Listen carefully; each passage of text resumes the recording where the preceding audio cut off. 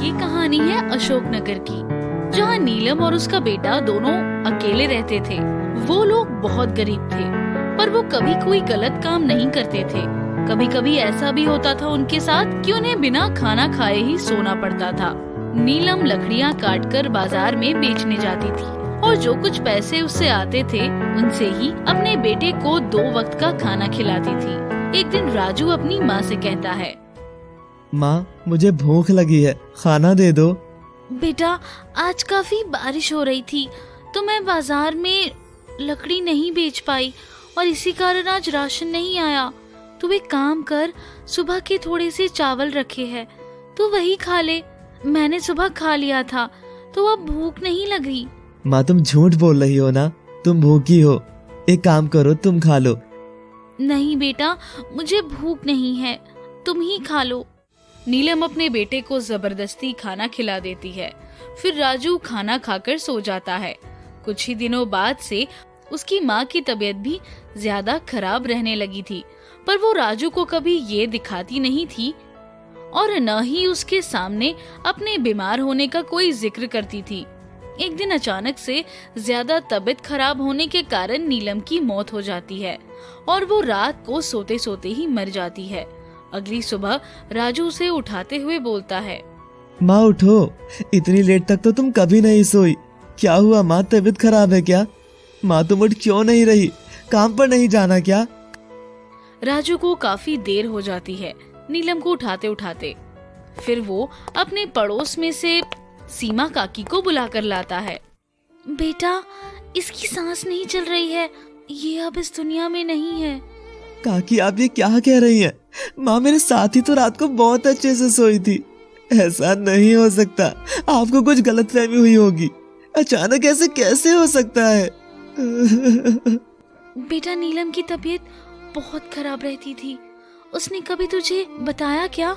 नहीं काकी, माँ ने मुझे ऐसा कुछ नहीं बताया। फिर राजू बहुत रोने लगता है। वो समझ नहीं पा रहा था अब वो इतनी छोटी उम्र में क्या करेगा। घर में जो भी सामान रखा था वो ज्यादा दिन तक नहीं चला, बस 1-2 दिन ही चला, क्योंकि उसकी माँ रोज खाती कमाती थी। राजू के सिवा अब घर में कोई नहीं था। फिर वो काम ढूंढने जाता है, पर बालक होने की वजह से उसे कोई काम नहीं देता। थक हार कर वो घर आ जाता है। जब उसे काफी दिन तक कुछ काम नहीं मिलता तो वो सोचता है, मुझे कोई काम नहीं मिल रहा और बिना पैसे के कैसे गुजारा होगा। क्यों ना मैं सड़क पर भीख मांगना शुरू कर दूं। फिर वो ऐसा ही करता है। वो स्टेशन पर जाता है और वहाँ जाकर कटोरा लेकर बैठ जाता है। भगवान के नाम पर दे दो, मेरी माँ मर चुकी है, मैं अनाथ हूँ और मुझे बहुत भूख लगी है। इस गरीब बच्चे को कुछ खाने को दे दो। राजू ऐसा बोलता रहता है और उसे 100-200 रुपए मिल जाते थे। उनसे वो रोज खाना खा लेता था। ये बेचारा बहुत कठिनाइयों से गुजर रहा था। उसकी माँ की जाने के बाद न कोई उसे प्यार करता था और न ही कोई खाना देता था। एक दिन काफी बारिश पड़ जाती है और वो काम पर नहीं जा पाता। फिर दूसरे दिन भी बारिश पड़ जाती है।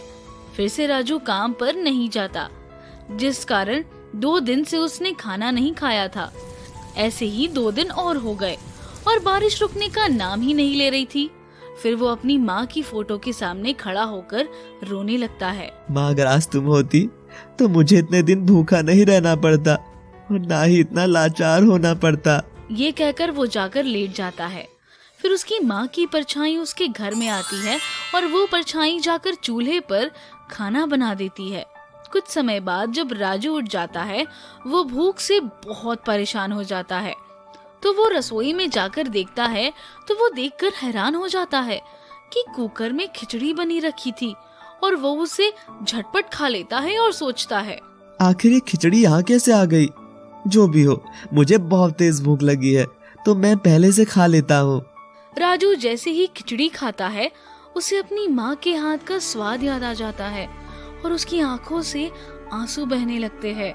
ये खिचड़ी तो बिल्कुल ऐसी है जैसी मेरी माँ बनाती थी। अगली सुबह फिर राजू उठकर रसोई में जाकर देखता है तो उसे एक बड़ा चूल्हा नजर आता है जिस पर दाल मखनी बनी रखी थी। राजू फिर से बहुत खुश होता है और उसे झटपट खा लेता है। ये इतना बड़ा चूल्हा आखिर यहाँ कैसे आया और मेरे बिना बनाए ही इस पर खाना बन जाता है। ये तो जादुई बड़ा चूल्हा है, पर आखिर ये जादुई बड़ा चूल्हा आया कहाँ से? फिर राजू रात में चुपके से रसोई के बाहर खड़ा होकर देखता है कि आखिर ये सब क्या हो रहा है। तभी वो देखता है कि उसकी माँ की फोटो से परछाई बाहर आती है और जादुई बड़े चूल्हे पर खाना बनाती है। ये देखकर राजू की आंखों में आंसू आ जाते हैं और वो कहता है, माँ तुम मेरे साथ नहीं हो, पर उसके बावजूद भी तुम्हें मेरी भूख और परेशानी का अंदाजा है। तुमने मेरे लिए जादुई बड़ा चूल्हा मेरे घर में रख दिया ताकि मैं कभी भूखा ना रहूं। तभी राजू की माँ की परछाई उसे कहती है, बेटा राजू, मैं जीते जी तुझे कोई खुशी नहीं दे पाई। इतनी छोटी उम्र में तुझे छोड़कर चली गई, पर बेटा मैं तुझे भूख से तड़पते नहीं देख सकती। इसी कारण मैंने ये जादुई बड़ा चूल्हा बनाया है। इस जादुई बड़े चूल्हे से तुम जो भी चीज मांगोगे ये तुम्हें दे देगी। पर माँ मुझे जादुई बड़ा चूल्हा नहीं, अपनी माँ वापस चाहिए। मेरे बच्चे, ये संभव नहीं है, पर इस जादुई बड़े चूल्हे में हमेशा मेरी आत्मा जीवित रहेगी और तुम्हें कभी भी जिंदगी में दुख नहीं झेलने पड़ेंगे। अपने इस जादुई बड़े चूल्हे से अपना और दूसरों का भला करना। इतना कहकर राजू की माँ की परछाई वहाँ से गायब हो जाती है। मेरे साथ तो मेरी माँ का आशीर्वाद और जादुई बड़ा चूल्हा है, पर ऐसे बहुत से लोग होंगे जो एक वक्त का खाना भी नहीं खा पाते। अगली सुबह राजू अपने मन में सोचता है। तभी राजू अपने जादुई बड़े चूल्हे के पास जाकर ज्यादा खाना मांगता है और उसे उसका जादुई बड़ा चूल्हा बहुत सारा खाना दे देता है। फिर राजू सब जरूरतमंद को भर पेट खाना खिलाता है। फिर जब भी राजू अपने जादुई चूल्हे से कुछ कहता तो उसका जादुई बड़ा चूल्हा उसकी सारी इच्छा पूरी करता था। तो दोस्तों, इस कहानी के माध्यम से हम आपको ये कहना चाहते हैं कि माँ चाहे साथ हो या ना, उनका आशीर्वाद हमेशा आपके साथ रहता है। तो कभी भी अपने माता पिता का दिल ना दुखाए।